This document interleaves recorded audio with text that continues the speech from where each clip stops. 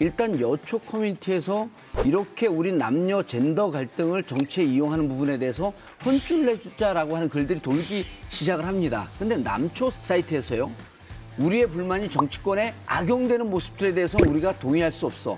라고 하면서 남초 사이트에서도 자정의 목소리가 돌더라는 거예요. 그런데 정말 20대 남자들이 취직이 안 되는 이유가 같은 20대 여자들하고 경쟁하고 나는 군대 갔다 오고 그래서 그럴까요? 정말 20대들은 우리 같은 기성세대와는 달리 취직할 일자리 자체가 없어요. 그 집값이 너무 비싸요. 야, 저게 여성가족부가 정말로 우리 사회에 힘들고 가난한 그런 여성들을 위한 거야? 아니면 여성운동가들의 자리를 위한 거야? 이런 얘기들, 이런 것들이 도대체 뭐야? 라는 그런 불만 같은 것들이 많이 축적돼서 쌓였던 것 같아요. 이게 선거 전략으로 보면 분노를 결집시켜서 갈라치기를 해가지고 우리 지지자들을 이렇게 끌어모은다, 적극적으로. 근데 이게 단기적으로는 효과가 있습니다. 이제 보여드리는 내용은 이제 지상파 방송 3사 출구조사 결과인데요. 먼저 연령별 예측 득표율. 윤석열 후보 같은 경우에는 30대에서 그리고 60대 이상의 연령대에서 이제 높은 지지를 받았고요. 이재명 후보는 20대, 40대, 50대의 지지를 좀 더 받은 것으로 조사됐습니다. 말씀 주신 것처럼 이제 세대 안에서의 격차는 꽤 있습니다.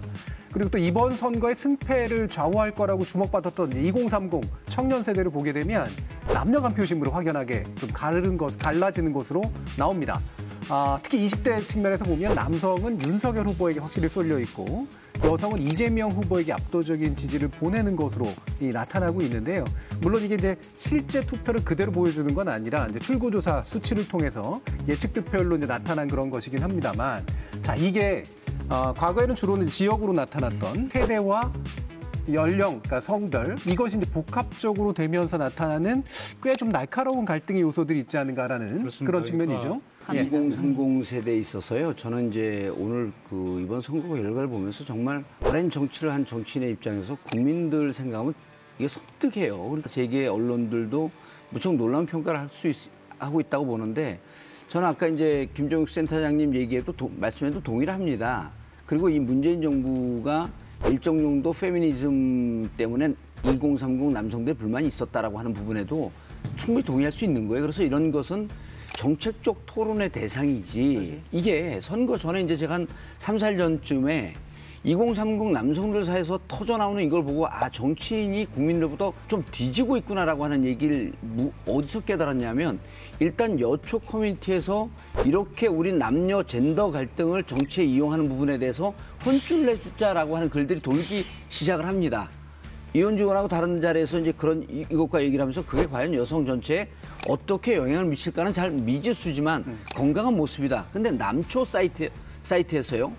야, 우리가 그런 불만이 있었던 건 맞아. 이 정부에 대해서 불만이 있었고, 다만 정치권에서 이런 것에 대해서 건강한 문제 제기를 원했지, 우리의 불만을 갖고 갈등을 더 증폭시키면서 선거에 이용하려고 하는 이런 모습들, 우리의 불만이 정치권에 악용되는 모습들에 대해서 우리가 동의할 수 없어. 라고 하면서 남초 사이트에서도 자정의 목소리가 돌더라는 거예요. 그래서 막상 출구조사 결과를 봤더니 2030에서 그렇게 공을 들이면서 그 선거 전문가들이 이렇게 얘기했거든요. 이준석 대표의 태도에 대해서 옳진 않지만 선거 전략상은 맞다, 이런 표현을 했어요. 근데 선거 전략상으로도 안 맞은 겁니다. 그래서 제가 보기에는 내부의 갈등과 차별 정책 이런 부분에 대해서는 그런 것이 성공하는 정치 문화를 만들지 말라고 하는 2030의 표심의 결과다. 저는 이 젠더 갈등이 정말 심각한 그 부작용이 뭐냐면, 젠더 갈등 그 자체보다도 젠더 갈등 때문에 사회에 정말 심각한 문제가 은폐된다는 거예요. 그렇죠. 예컨대 정말 20대 남자들이 취직이 안 되는 이유가 같은 20대 여자들하고 경쟁하고 나는 군대 갔다 오고 그래서 그럴까요? 정말 20대들은 우리 같은 기성세대와는 달리 취직할 일자리 자체가 없어요. 그 집값이 너무 비싸요. 이런 문제를 누가 만든 겁니까? 이거를 그렇다고 50대가 다 만든 겁니까? 그것도 50대도 직장에서 잘리고 사업 망하고 그런 사람 너무 많습니다. 이 사회의 은폐된 사실 빈부 갈등이나 계층 갈등들이 사실은 선거 아젠다에서 사라지는 겁니다.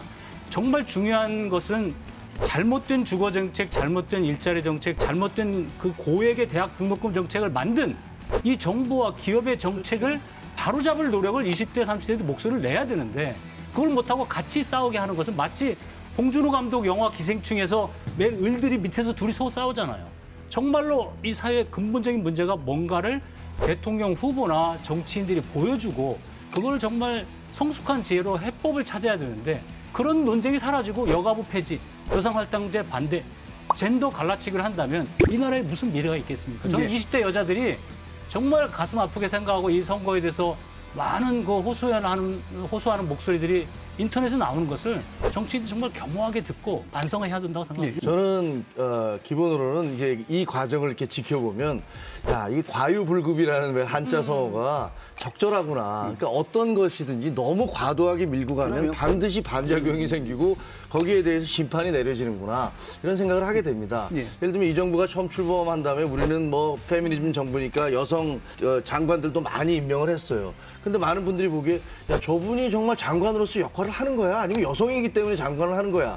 라고 얘기를 하는 그런 불만들이 생겨났고 동시에 여성가족부에 대해서도 야, 저게 여성가족부가 정말로 우리 사회에 힘들고 가난한 그런 여성들을 위한 거야? 아니면 여성운동가들의 자리를 위한 거야? 이런 얘기들, 이런 것들이 도대체 뭐야? 라는 그런 불만 같은 것들이 많이 축적돼서 쌓였던 것 같아요. 거기다가 지금 아까 김 교수님 말씀하신 대로 일자리에 대한 불만이라든가 이거 나는 직업도 없고 그다음에 아파트도 구할 수가 없고 결혼도 하기가 힘들고 이런 모든 것들이 불만되니까 청년들의 어떤 그 불만이 폭발을 했고 그것이 지금 페미니즘 정부라고 얘기하는 이 정부의 거기 투영이 되면서 남녀 간의 갈등이 더 증폭된 건데 여기를 또 야당에서 이제 그 부분을 이제 치고 들어가면서 아까 말씀하신 대로 한쪽도 너무 과하게 가니까 이쪽에서 또 야, 그럼 이거 우리에게 이익이 되겠다라고 생각해서 치고 나가는 것들이 결국은 서로가 서로에게 상처만 입히다가 아무런 그런 긍정적인 효과를 내지 못한 그런 상황이 오지 않았나. 이게 선거 전략으로 보면 단기간에는 그 효과가 있어요. 실패했잖아요, 그러니까 결과적으로. 분노를 결집시켜서 갈라치기를 해가지고 우리 지지자들을 이렇게 끌어모은다, 적극적으로. 근데 이게